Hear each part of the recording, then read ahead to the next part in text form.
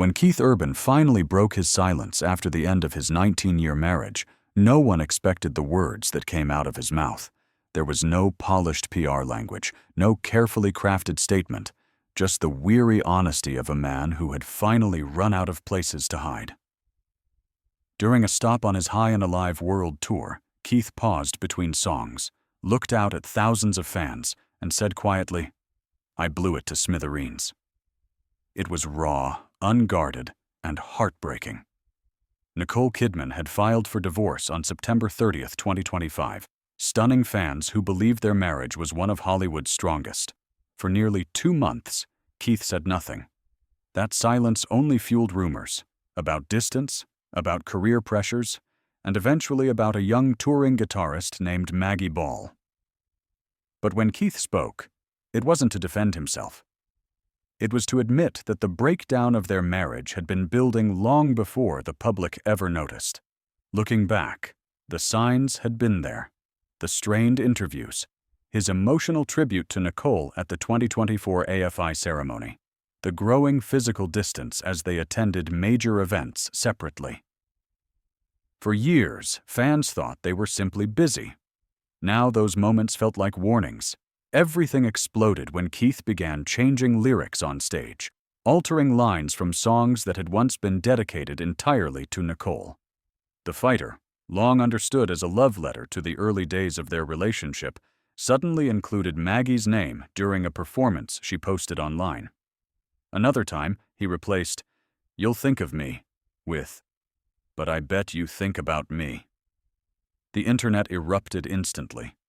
Keith tried to dismiss the speculation. "Stop reading stuff into it," he told fans. But the rumors only grew louder, especially after Maggie posted, "Did Keith Urban just say that?" Her father insisted their relationship was professional, yet even friends in the industry admitted the situation felt painful and complicated. For those close to Keith and Nicole, however, the real story had begun long before the viral clips. Their lives had shifted into parallel tracks, Nicole filming back-to-back projects, Keith touring relentlessly. What they once balanced gracefully had become a cycle of missed moments and emotional drift. Keith's own interviews revealed a growing fatigue. Asked how he and Nicole managed their schedules, he paused before answering. "It's a job. Life is in session." It didn't sound like partnership. It sounded like strain. By the time Nicole filed for divorce, sources say she was still trying to save the relationship. Keith, however, had already reached a breaking point. The decision stunned her. She had supported him through addiction, career turmoil, and personal battles. Losing the marriage felt like losing the future she believed they could repair. Meanwhile, Keith stepped back, admitting in small ways what he couldn't say directly.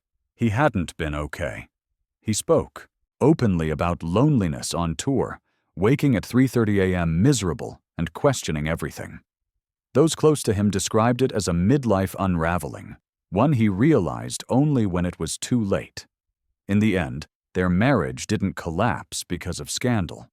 It fell apart from exhaustion, distance, and the slow erosion of connection. Keith's confession didn't fix anything, but it finally revealed the truth he had carried in silence. Two people once deeply in love were undone not by betrayal, but by life pulling faster than they could hold on.